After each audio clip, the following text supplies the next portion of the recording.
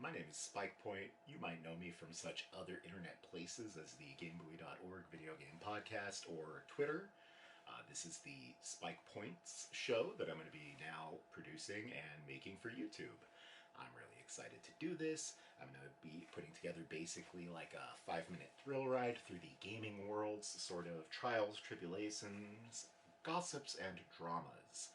And sometimes I'm going to trip over words because I'm new to this video thing and I'm terrified. With all of that having been said, though, today we're going to talk about a couple of things that I'm really excited about.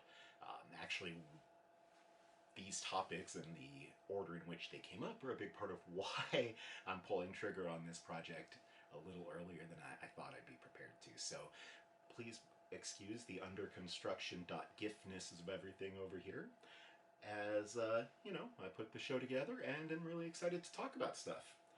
With all of that having been said, let's quickly start getting toward this. The first thing we're going to talk about is Persona 5 Royal.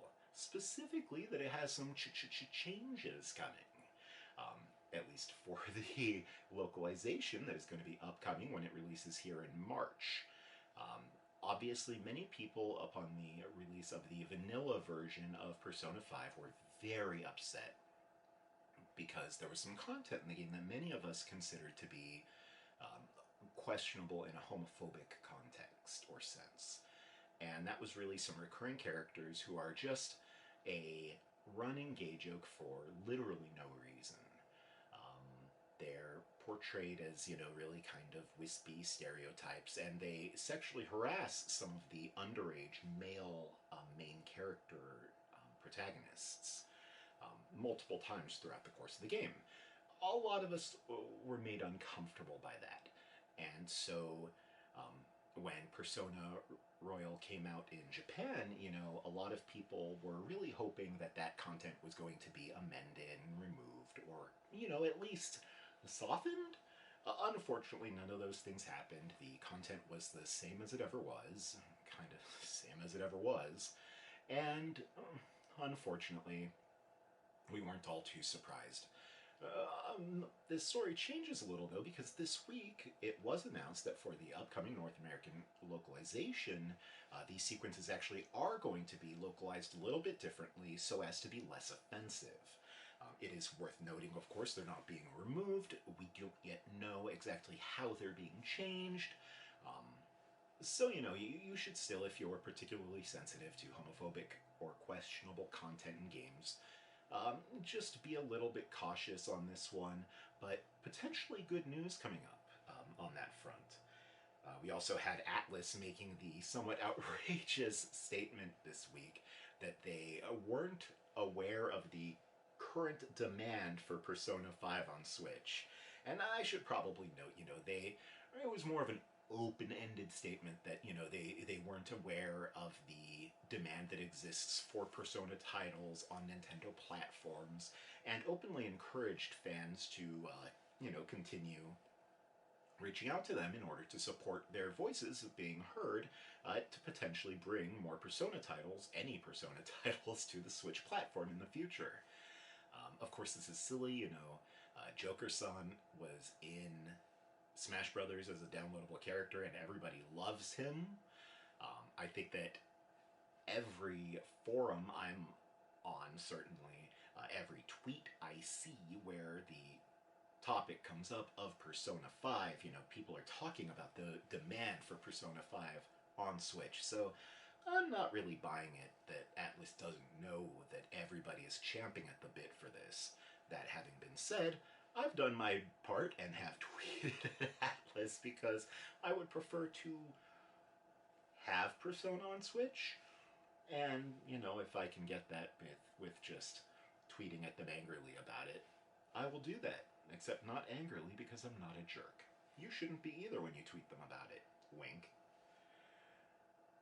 Let's see, we also have word here that Dissidia Final Fantasy, also known as Dissidia Final Fantasy NT, or the arcade version of Dissidia and the home version of the arcade version of Dissidia that was a pretty poor sequel to the PSP original. Again, spoiler alert, that's because it's home version of an arcade version, not really a sequel.